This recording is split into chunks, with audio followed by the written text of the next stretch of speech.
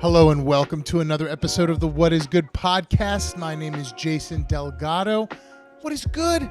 How's everybody doing? How's the week been for everyone? I hope everyone's having a good week so far. My weekend was really good. I enjoyed a lot of fun outside activities in the LA area. LA has had a heat wave, so it's been like 85 degrees. Amazing stuff. Got to truly enjoy some summer weather in the somewhat spring. It's already March. Isn't that crazy? We're 75 days into the year by the time this airs. 75 days.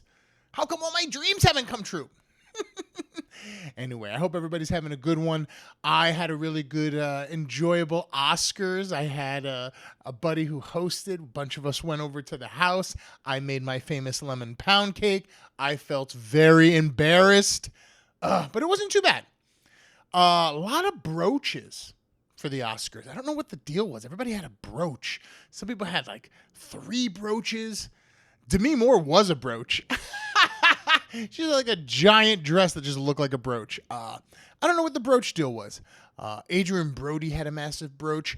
Adrian Brody, kind of a mini shout out to that dude. I had a really bad taste in my mouth with Adrian Brody in regards to when he won his Oscar for Best Actor and he was about to go on stage and spit his gum in his hand and chucked it to his girl before he went up. Just classless, dude. Just trying to be alpha, bro. Just so yuck. Yuck and entitled. So this year he was presenting.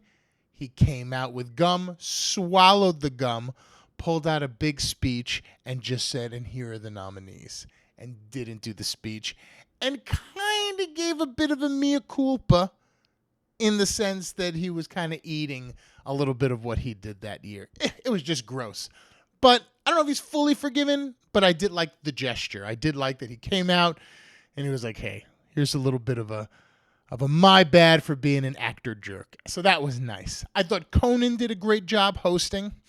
Very funny. Went as quick as it could. I thought it was fun. It was a fun time. The melodrama around the Oscars is always the best kind of part. Sometimes there's no melodrama. It's just boring. But Chalamet, dude. Chalamet blew it. Now, here's the thing. There's so many great conspiracy theories around this. But essentially, the bit being that Chalamet was a shoo-in to win the Oscar for this Marty Supreme movie, which I thought was not good. But regardless, blessings on blessings. He was stacking them up, doing great PR, just kind of doing all the machinations you need to do to finally get your first Oscar. And for some reason, this dude decided to go on a town hall with Matthew McConaughey. And he said just some random off-the-cuff comment about how, like, yeah, nobody really goes to ballets or to the opera. Nobody really wants to be that. Like, it's an art, but, like, nobody really goes. Look, whether it's true or not, who cares? Shut your mouth. What are you doing? I know people who love the ballet, by the way. I don't know if it's an adult thing, but I know a lot of adults who love the ballet. Opera, I don't know people who kind of do too much opera. But regardless, think about Europe. Regardless, shut your mouth. What are you talking about? Why are you hanging out with Matthew McConaughey in a town hall talking this trash, right? But he did. And immediately, it kind of became like a lightning rod. Like, look, what he said, it's kind of such an off-the-cuff thing. But it really became a lightning rod to all the discourse and all the whatever. Entitled actor, so they really kind of nailed on him. People, dude, Spielberg did an interview. Spielberg, nothing to do with this. Doing an interview for his new Alien movie. And he's like, I got a lot of inspiration from the ballet and from opera. Dude, everyone came after Chalamet. Meanwhile, Michael B. Jordan's up on stage at the BAFTAs getting the N-word yelled at him from behind the scenes. And there's a little bit of a machination banana that is possibly indicating that perhaps the reason that they did not, because it was like an 2-hour delay, so they could have easily cut that part at the BAFTAs without showing it. This guy's kind of bursting out. But the boobity-boo is that the possibility is that they let it air to gain sympathy and to add drama to the Sinners campaign for the Oscars. Don't know. Can't say, seems crazy, but why wouldn't you beep that part out? Why would you let that air? Maybe perhaps the airing of that gave some review of the sort of discourse, the racism that movie Sinners discusses, and how good Michael B. Jordan is playing two characters. And perhaps we don't give it to the opera ballet hating Chalamet. We give it to the N-word taking Michael B. Jordan, who stood strong in the face of adversity and racism, well, kind of whatever, Tourette'sism. And he won the Oscar. So I don't know. And Sinners crushed. It won cinematography. It won, all types of stuff. Music. It really racked up. And I really, Sinners is a fun movie. I'm happy for them. But I do like the whoopity conspiracies of how these things work behind the scenes. Like, so crazy. Look, I honestly think Michael B. Jordan should have gotten any better. I didn't think Marty Spring was that good. I thought Chalamet played okay. I thought it was better in Dune. And Michael B. Jordan plays two characters with like distinct looks and whatever. Anyway, regardless, Chalamet is now relegated to the back of the line again. And he's got to kind of work his way back up to the Oscar Badoo. It's kind of interesting because it's a little bit like a Leonardo DiCaprio. It was kind of the mirror of him in the sense that, DiCaprio's as a kid actor just crushing, getting nominated for all this stuff and doesn't really win until he take him out to the middle of the woods and get eaten by a bear. And then they're like, "You got eaten by a bear. Let's give him the Oscar." But yeah, tough road. Feel kind of bad for Chalamet, but hey, these people are all rich and happy and successful. So blessings on blessings. But good for Michael B. Jordan.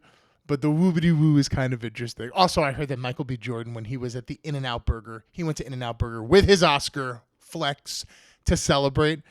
And Chalamet showed up at the drive-thru and asked the lady, "Hey, what's all the commotion?" They're like, "Oh, Michael B. Jordan's inside." He sped away.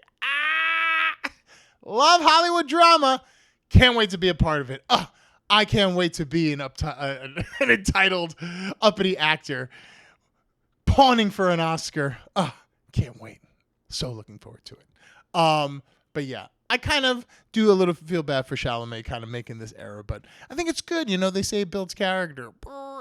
Good for Michael B. Jordan. Good for Sinners. P.T. Anderson won.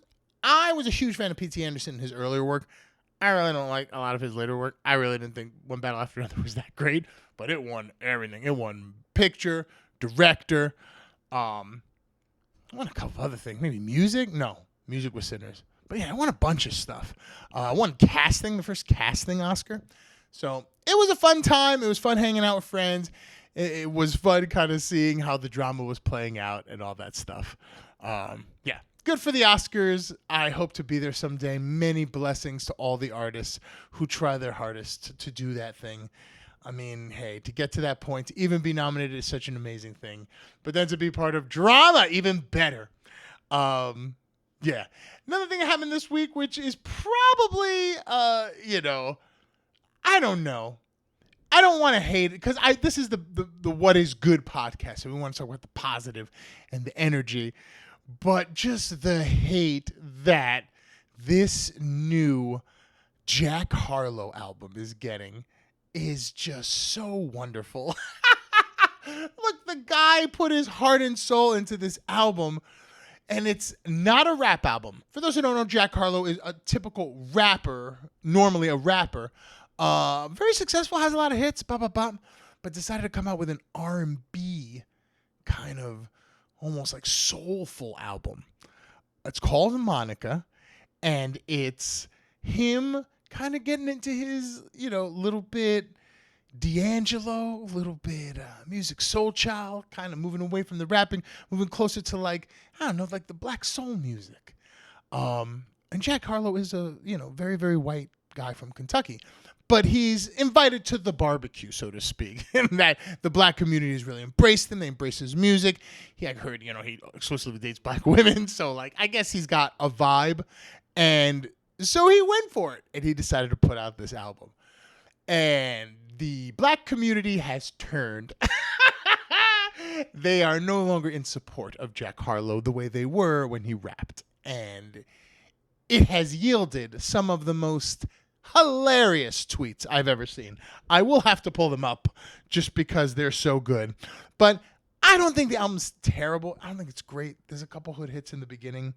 The one thing that is a little bit of a conspiracy woobity woo is the name of the album's called Monica. And they keep asking him, who's Monica? Like, what's the significance behind Monica? And he's like, I just always loved the name, It's like, he's like, do you know anyone named Monica? Like, interviewers have been asking him. And he's like, no, I just always liked the name. I always liked the sound of the name. Monica. I'm going to let you guys decide that for yourselves. But when I heard it, I said, that sounds more likely than not likely. Are you doing double word entente racial slur? I don't know. I'm just saying a lot of woobity. And it kind of makes sense a little bit. Anyway, so he put out this soulful album. It is not getting love from the community as he was, I'm sure, expecting it to. But the hate that it's getting, quite amazing. I'll read off some of the prime ones. They're calling him Music Rothschild, Manifest Destiny's Child, Charlie Kirk Franklin, Neo-Nazi, Jew Hill, Tone Deaf, A Tribe Called Cops. Look, the community has come together with some killers. De La Soul. Wow. In any case, judge for yourself. The album is called Monica by Jack Harlow. See if you like it. I mean, I don't necessarily like it, but it's part of a really great story, and the names that they're coming out with are just chef's kiss. The hate he's getting is almost worth the album. But reversing that to absolute love, let's get to the best thing I saw this week.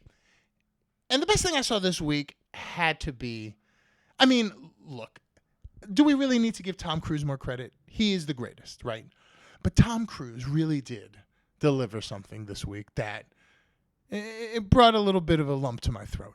So Tom Cruise attended this event called the Saturn Awards. The Saturn Awards are kind of like low-rent, nerdy awards, if we're being perfectly honest. I'm going to lose my Oscar campaign for that. But they're kind of like, this... They're an award ceremony that celebrates, like, I don't know, like, just... It's kind of like an alternative Oscars. I really don't know how to put it. I guess it's nerd Oscars is the best way to put it. It's less uppity. It just seems more just like low-key, but awards driven type of thing called the Saturn Awards. More like pop culture stuff. And they were honoring George Lucas. After all these years, George Lucas was going to be honored with an honorary award at the Saturn Awards. And George Lucas was going to show up. George Lucas never shows up. You got $4 billion, you ain't going nowhere. But George Lucas said he'd show up to get the award. Mark Hamill presenting the award. Tom Cruise decided to go to the award ceremony. Tom Cruise is not presenting. He's not being presented, and he's not doing anything there. He's not promoting. He's just there to watch George Lucas get this award. Super classy, right? But the best thing I saw this week was at the end of the speech. You could tell George is just a little bit, not big with words, kind of shy. And he gives the final breath of the speech, and he's like, I really appreciate all the love. My wife said keep it short. And then he looks over to Mark Hamill, and everybody's kind of quiet. And Tom Cruise yells from the audience, we thank you, George. And then starts clapping, and everybody starts clapping. Then Tom Cruise is the first person to stand up. And then everybody else stands up, and they give George Lucas a huge round of applause. Deservingly so. And it's all because Tom Cruise bringing it on, baby, showing the love. Dude, Cruise, what are you going to do, man? We all hope to be him. But yeah, super cool. Really happy to see that. Real recognizing real Tom Cruise don't got to be at Saturn Awards watching this dude, but he's there to watch this visionary, this guy who took it to the next level and showed the dude love and gave it to him with a standing O. Gotta love Tom Cruise. He's awesome. We all hope to be Tom Cruise one day. We'll keep working on it. This has been the What is Good podcast. I am so happy if you made it this far. Thank you. Please like, subscribe. What's the best thing you saw this week? Do you have any plans for this week? Any plans for next weekend? What was your favorite part of the Oscars? Please join me for the next one. Join me on Facebook. Join me on Facebook, but join me on Instagram. Jason Delgado Live. Follow me. Lots of great stories, lots of good clips. Great stuff. Anyway, thank you for watching. Thank you for listening. My name is Jason Delgado. This is the What is Good podcast, and I will see you on the next one. And I thank you very much. And my wife said, make it short. We thank you, George.